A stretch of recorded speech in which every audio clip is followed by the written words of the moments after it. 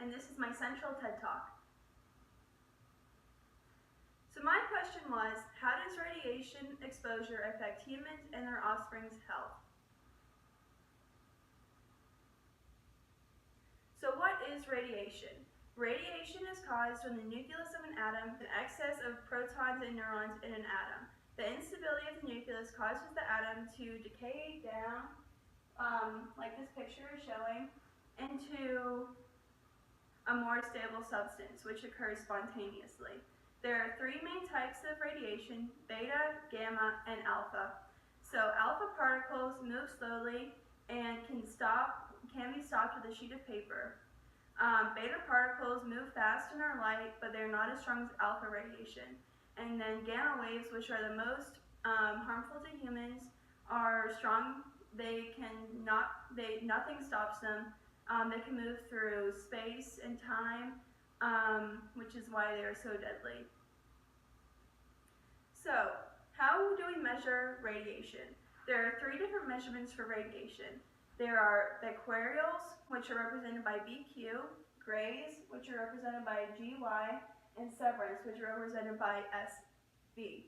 So becquerels calculate the activity of the source, grays calculate the amount of radiation the cell in the body absorbs, and severance or milliseverance. Grays measure the amount of radiation in the cell the body absorbs, and severance or milliseverance reflect the health risk linked to radiation. So a good metaphor to remember this is, imagine that you're in a rainstorm. So the amount of rain falling is measured in becquerels, and then the amount of rain hitting you is measured in grays, and then how wet you get is measured in severance. 1 to 10 milliseverance has no health risk based on research today. So this is a chart of safe levels of radiation and really death. So chest x-rays are considered a safe amount of radiation, and then once you get to about 1 to 2 severance, then you increase your exposure to death and radiation sickness increases. So you really don't want to go past 10, like I said before, which is a full body CTE scan. Anything over 50 can cause cancer. So how does radiation affect cells? Radiation can affect cells in different ways: by ionizing them directly or going directly into the nucleus and giving it extra energy. So ionization of molecules is typical of alpha and beta particles. These particles come in contact with molecules in the body, and they often strip valence electrons from these molecules, causing a change in charge and shape. So the human body is made up of carbon, hydrogen, nitrogen, and oxygen. When they are stripped of their electrons, it changes the shape, or it changes the bonds between the molecules, which are the building blocks of DNA and protein. So when the electrons change the shape of the building blocks, then the DNA molecules aren't made correctly, or the electrons strike the DNA molecules and they change the shape of the DNA, which causes mutations such as cancer. So the released electrons can also travel through water molecules, which ionized water can travel 10 times longer in the body than direct action. It also makes it more dangerous and increases the changes of electron disruption in DNA.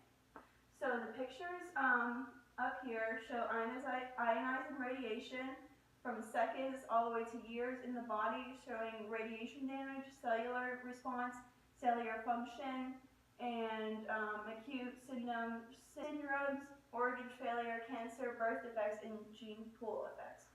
And this one shows how water, from radiation from water, and then it goes to causes free radicals, and then it causes damage to the DNA, and this is the direct route of radiation. Radiation affects cells through ionizing them, changing and mutating the DNA, causing cancer, tissue degradation, and radiation sickness.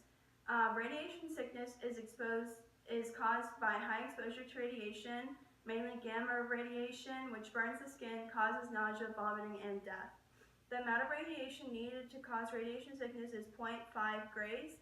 Low exposure to radiation over the course of a lifetime also increases the risk of development, but usually has no harmful effects. Next we move on to Chernobyl, which is a very bad nuclear reactor explosion that took place in Ukraine and near the Belarus border.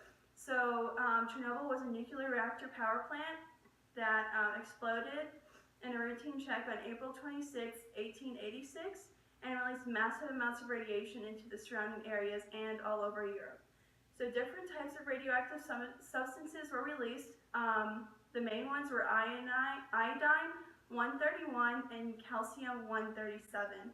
Calcium-137 has a half-life of about 30 years, so Chernobyl is still radioactive today. And this picture shows the 4 different units that the power plant had. The fourth one, which is here, is where the explosion took place. Chernobyl exposure. About 1,400 people lived in the highly contaminated area, which is here, around the plant, and 600,000 people helped clean up the plant. And 1,000 people were there the day after the explosion and were exposed to high levels of radiation, which a few of them did end up dying. Over 5 million people were exposed to varying levels of radiation from the explosion. So you can see that Chernobyl, where this is, was very high in the surrounding areas, and also parts of Belarus were highly affected too. And other parts of Europe, and like Scandinavia and other parts of Central Europe, were also impacted by the explosion. So health effects of Chernobyl. So evacuees from Chernobyl were exposed to an average dose of 33 millisieverts, which is pretty high, because you never really want to go over 10. An individual dose sometimes reached several hundred millisieverts. This is usually the case of the people working directly with the plant. However, radioactive iodine was also a main contributor to thyroid problems. Iodine is used to produce thyroid hormone in the body. So the radioactive iodine got into multiple food sources, causing high levels of radiation buildup in the thyroid of individuals, which reached 0.3 grays and reached up to 50 grays, which is very radioactive. The radioactive buildup in the thyroid caused thyroid cancer and affected a lot of children. The children were exposed to thyroid cancer mainly through drinking cow milk. So the grass from around surrounding Chernobyl was actually radioactive from the radioactive fallout. So the cows would eat the grass, and then we would get milk from them. And then the children would drink the milk, causing children to get radioactive milk and causing a buildup of radiation in the thyroid, causing childhood thyroid cancer. So this shows the rate of thyroid cancer per 100 people in Belarus, which is very close to Chernobyl. The yellow line is adults ages 19 to 34, which is a very high increase until 2002 when the graph ends. And then adolescents were 15 to 18, which is the blue line, so you can obviously see pretty high increase there. And then children ages 0 to 14 were in the red, so the childhood cancer rates for thyroid cancer are obviously decreased. So, some other health effects caused by Chernobyl were leukemia. Leukemia is mainly caused by ionization radiation, which targets the bone marrow. Between 1986 and 1996, the number of cases of leukemia doubled among Russian workers who had been exposed to external doses higher than 150 milligrays. Heart disease is also more common. So the chart shows solid cancers, which are like bone, other cancers basically other than leukemia. So you can see tumors and leukemia is obviously a blood cancer. So this shows basically the people that were affected by different types of cancers in the area. So Chernobyl today, there are 6,000 deaths that are linked to thyroid cancer. Leukemia and cardiovascular disease are also still higher today. People still do not live near the plant, but it is okay to enter the restricted area for short periods of time. Animals living in the area have higher levels of radiation than normal, and so do the plants if they are not run properly. So this is the concrete dome that the government of Ukraine built in order to stop most of the radiation leaking. It's still there today. So the atomic bombs of Hiroshima and Nagasaki. So Hiroshima and Nagasaki were both located in Japan, and they were bombed in August of 1945, ending World War II. Within a few months of the bombing, 900,000 to 166,000 deaths occurred in Hiroshima and 60,000 to 80,000 deaths in Nagasaki. The atomic bomb used in Hiroshima and Nagasaki were made of uranium, which is a radioactive element that is not as harmful to humans as what was used in the nuclear reactor in Chernobyl, but it's still harmful. The half-life of uranium is 77 million years. The radiation from the bombings was not as great as Chernobyl because the bombs were dropped in the air above the city and not on the ground. So most of the radiation came from radioactive fallout. So on the left is a picture of Hiroshima after the bombing, and on the right is a picture of Nagasaki after the bombing. So health effects of the bombing. There was an increase in leukemia, which appeared 2 years later after the bombing. Researchers found that the bomb survivors were 46% more likely to have leukemia than non-exposed individuals. Other forms of cancer did not appear until 10 years later, which were forms of solid cancer, but it was lower than the percentage of leukemia, about 10.7%. So how did the bomb affect children? Babies who were born for pre-exposure to the radiation, so they were still inside their mother's womb, on average had a smaller head, mental disability, and impaired growth. Researchers found, however, that from birth to about 5 years old, that the theoretical risk of adult onset cancer by age 50 was 10 times higher than the risk of prenatal exposure. So basically, if you were already born during the radiation blast, you had a higher chance of getting cancer than if you were still in your mother's womb, even though there were some health defects from radiation exposure in the womb.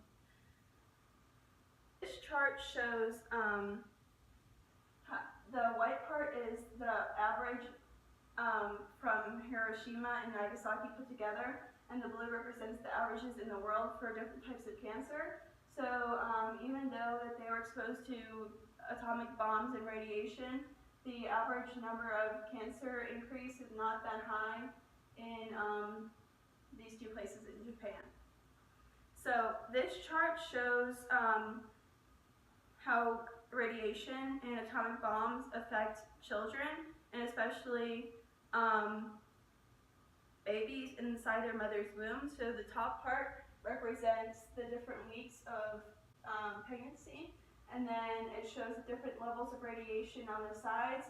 So basically, if you have 0.50 grays or higher, there is probably miscarriage, stillbirths. There's going to be detrimental health effects to the child, and the child will probably most likely not survive. So Hiroshima and Nagasaki today are both rebuilt and are in beautiful cities. So here are my sources, and then thank you for listening and watching.